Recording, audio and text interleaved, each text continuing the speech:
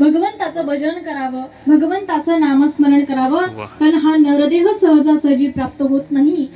जगद्गुरु तुकोबराय वर्णन करतात, इह लोकीचा हा देह देव इच्छिता ती पाहे, धन्यामी जन्मालो दास विठोबाचे झालो.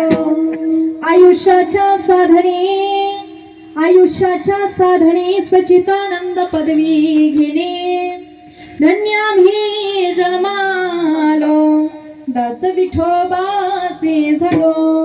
तुका म्हणे पावतनी करू स्वर्गाची निशानी, धन्यामी जन्मालो